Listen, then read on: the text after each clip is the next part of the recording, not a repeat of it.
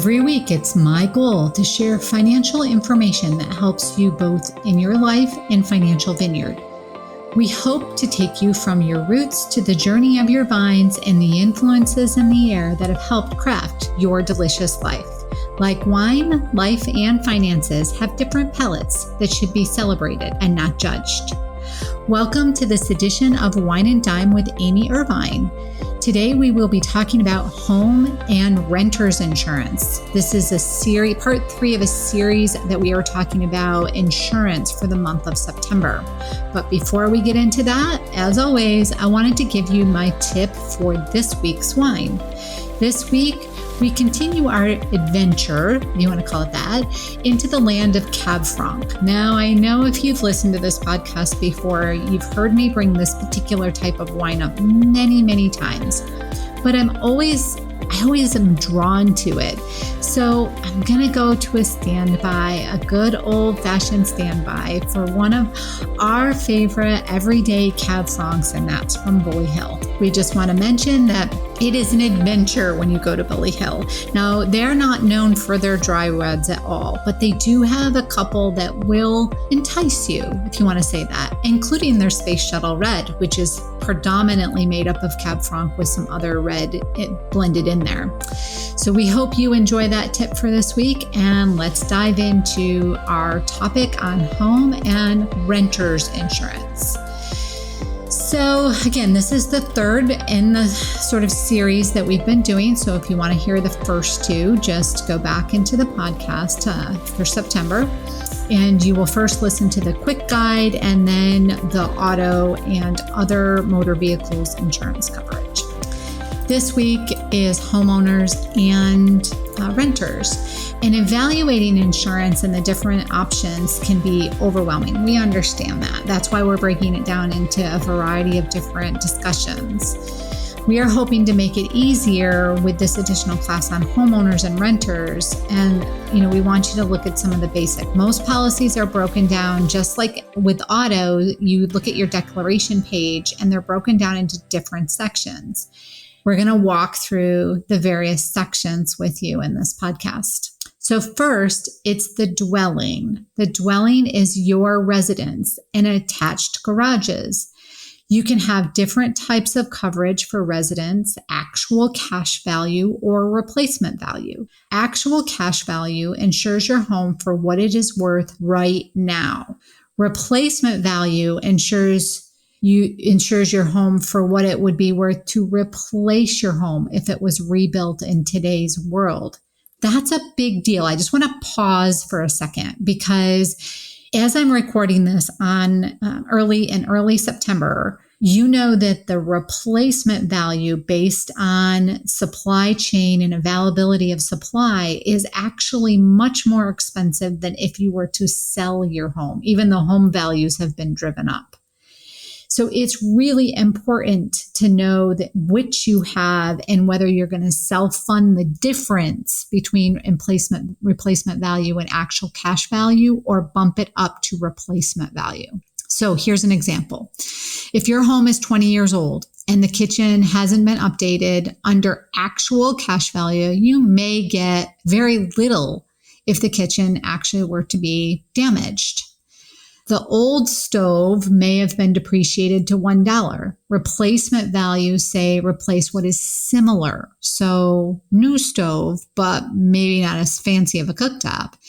If your policy is replacement value, the insurance company requires that the house be insured to a certain percentage of replacement costs. Most policies require the house to be insured at least 85% of the value. Remember, it's not the sale price of the property, but the rebuilding cost. In other words, if your house burns down totally, what is the average building cost per square foot in your area today to get it rebuilt? I hope that doesn't happen to you. Sometimes your insurance agent or company will adjust your coverage up every year to make sure that the coverage is in line, but it is always good practice to ask what the actual rebuilding costs are for your area. The company and or its agent are not liable for the inaccurate estimate. There is a website, www.hmfacts.com, The cost is about $10 to have a detailed estimate created for you. It may be worth doing every few years. I ran mine recently and realized that the furnished basement had never been entered into a system. So they were insuring the property without taking that into account. The basement could have a deck added onto it in some cases, and replacement costs could be different than what the insurance company has listed. So, you may find that for your home to be rebuilt, to meet the 85% requirement, there needs to be a higher level of coverage, and it may need to be insured for more. In other words, if you paid for replacement value, you would want to make sure you received replacement value. Something else that you'll see on your policy is other structures. Other structures are usually covered at 10% of the value of the policy and typically follow whether it's replacement value or actual cash value. So if you have $300,000 of dwelling coverage, then you'll have about $30,000 in structure coverage. The shed might be fine, but the barn, workshop, and unattached garage or other buildings may not be covered unless you notify the insurance company and ask for that coverage. Just be sure to verify what it is and what it isn't, and what is covered and what isn't. Another item on the policy is going to be contents. Contents are the things inside your house and outbuildings, such as furniture, clothing, electronics. Your policy may also cover other items under transport, whatever the method is, such as a laptop in your car, lost luggage, jewelry in a hotel room or in your car. There can be different limits for different items. That is why it's important to provide a list of valuables to the insurance company and get clarity on coverage, unless you're okay with just getting $5,000 for $50,000 of jewelry or $500 for an antique selling at $25,000. Appraisals and inventories are important for really getting the value that you pay for. Loss of use is another line items. Now, that could be for any particular thing. A funny story, I guess you want to say, is no joke. One of our clients had a family of skunks make the house uninhabitable for a period of time. That gave them money. Their homeowners insurance because they had to have somebody come in and clean, and it took some time to do that. And the smell was so bad. They actually filed a homeowners insurance policy so that they could have cleaners come in and do a really thorough job getting the smell out. And that gave them money to stay in a hotel room or to rent while the critical repairs were done. And in that particular situation, the house was cleaned. It also pays for other expenses such as groceries, those kinds of things that, you have extra spending that you might have while you're not occupying your house, because you could have lost all of those things when you had to vacate. It's usually a percentage such as 30% of the coverage of a resident. If your house is insured for $200,000, it may cover around $60,000 of living expenses. However, there may be time limits and daily caps, so you'll want to look at that portion of your policy. Liability. This is one of those things we keep harping on. Liability is for the contractor fixing your roof who falls off, or your neighbor who is helping you with a project and gets injured, the postman, the babysitter, the visiting child, or anybody else that enters your home that can be injured and then ultimately sue you. If you are found liable, the policy will cover you. The insurance company will help, or most likely, I should say may, not will, but most likely will help with legal costs depending on several factors. There are per incident limits, coordinating this with an umbrella policy so that the amounts are kept low in this policy, but covered in the umbrella policy can save money. Now, remember, we talked about umbrella policies with auto insurance. So an umbrella policy can go over both your home and auto. So it can serve as an extra policy that covers both in the event that you were to get sued in either of those situations. Medical for others is also in this policy, just like it was in the auto policies. And this is not for family members. It's usually something like $5,000. Finally, there are optional coverages that should be considered based on your location and your lifestyle. All right, so digging into homeowner exclusions, and this is important. Exclusions are very important. While there may be many nuances and exclusions in policies, there are a few that are critical to understanding and to review. So the biggest one is floods or earth movement in your home, right? Those could be the biggest areas. If your home is in one of the danger zones, you may want to add special coverage. Look for the official site of FEMA. Here you can enter your address and see how it defines you. Minimal flood hazard or higher. Another site is flood zone, which tells you the range and gives you quotes for getting coverage. We've once dealt with a client whose home was demolished by a mudslide and it wasn't covered. They had a mortgage of slightly over $500,000, no home, no possessions, and their insurance covered nothing. For another few $100s each year, they would have been covered. It's important to look and see what's excluded.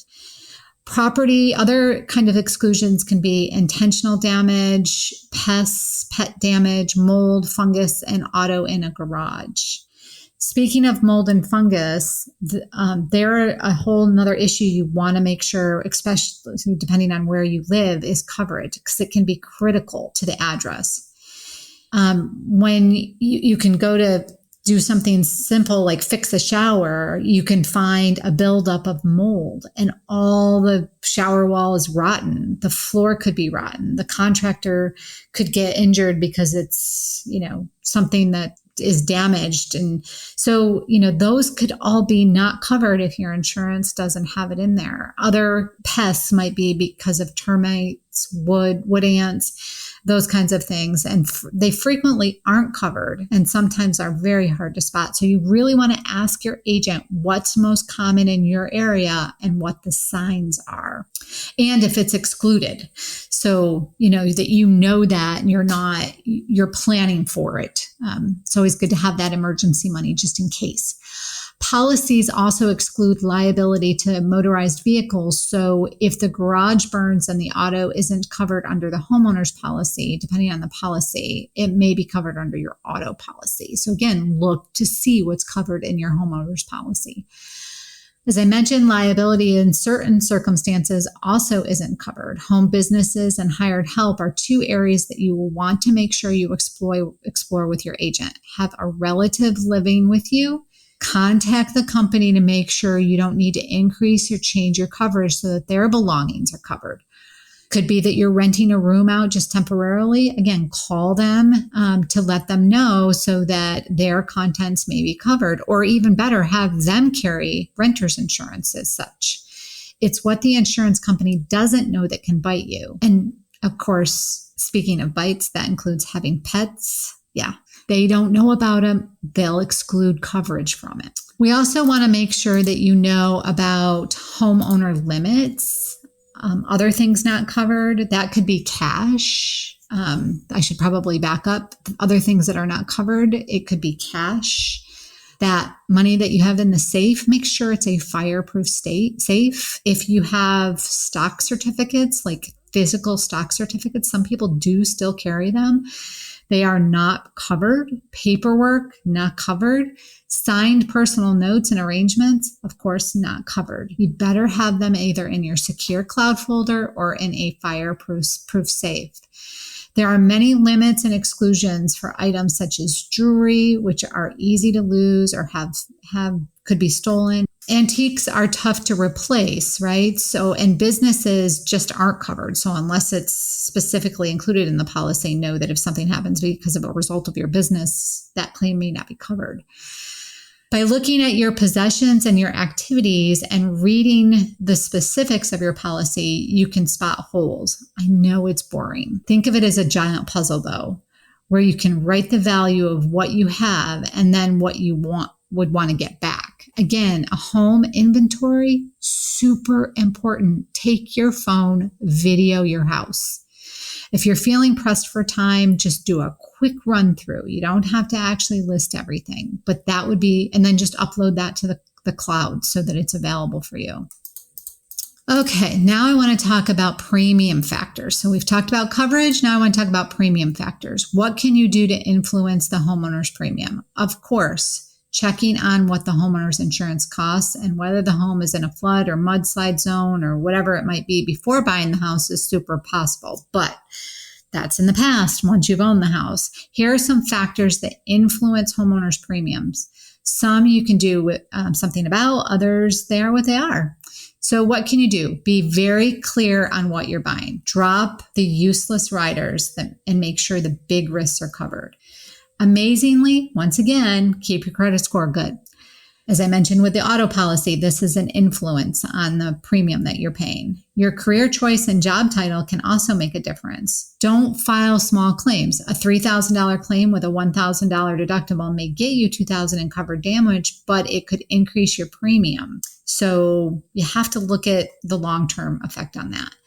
Take a deductible that's slightly higher and use that savings to provide liability. And just remember, like neighborhoods, details, crime, hydrants, location of fire departments, conditions of the home, materials and age of the home, those all come into play when it comes to the actual premium factors. Now, let's move into talking about renters insurance. Here's some basics, right? So renters coverage provides financial reimbursement to cover a tenant's loss of damage. Possessions would be a result of fire, theft, or vandalism. It can also cover tenant's liability in the event that a visitor is injured on the premise. What it doesn't cover is any damage to you or your overflowing washer that make the rental unit damage, unless it's specifically purchased within the policy.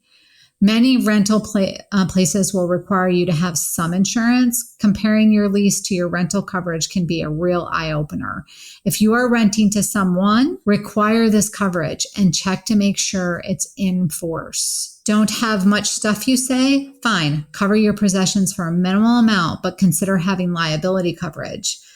Just remember clothes, shoes, those kinds of things cost money too. So it's not just that your couch is old and it wouldn't cost much to replace. If you had to move out and you had to buy all of those items, and even if you're a minimalist, you're going to have some expenses. But as I mentioned, at least consider having liability coverage. A worker hired by an apartment complex injured in your apartment, you may be liable. The other issue to look at is whether there's a water backup coverage. Like I said, if the washer overflows and it damages the apartment below, you may be on the hook for both apartments, yours and the other renters. So be aware of that. Some items that you want to be aware of with renter insurance: policies are written for the people and the possessions they own and any direct relatives such as a sister or a child or spouse. Your best friends who's staying with you or joint renter needs their own coverage. Their possessions and liability claims are not covered. High-end items often have limits, so check that out. It's personal coverage. So the computer from work, not covered. Run a home business to make money, not covered. Some breeds of dogs cannot be covered for liability. So check that out. If, for example, unfortunately, I know they can be very loving animals, but pit bulls have a very high risk rating. And that if they were to bite a delivery man or a party goer who tries to open, the cage or to pet them, often it's not covered because of their breed. Water damages, floods, backup sewers, and overflowing washers are often not covered unless added specifically. And find out, are you getting depreciated cost, which is actual cash value? What would that be? What would the item be sold for online? Or what is the cost to replace it? Be sure don't just look at the limits and the coverage amounts. And finally, you can typically get discounts if you have a car. Then rental insurance if your rental and car insurance are paired together, then you often can get a discount, just like combining a home policy. So just like last week, we uploaded a form that you can fill out to get some updated quotes from different insurance companies. So you can send that out almost like a request for proposal, so that you can do your homework and see if you're getting the best coverage for the items that you have. Make sure to get appraisal for high value items such as artwork and antiques or jewelry, because this is something that, changes over the years. So when you didn't own it last time, you may very much own it now. And that will about do it for today's episode of Wine and Dime. You can contact Amy through the website, www.rootedpg.com, or amy@rootedpg.com. You can also follow us on Facebook and Instagram @rootedpg for the latest news. And if you have any questions, comments, or topics you would like to hear about, feel free to let us know. And don't forget to rate and subscribe the show wherever you get your podcasts. And again, thank you for listening, and be sure to tune in next time.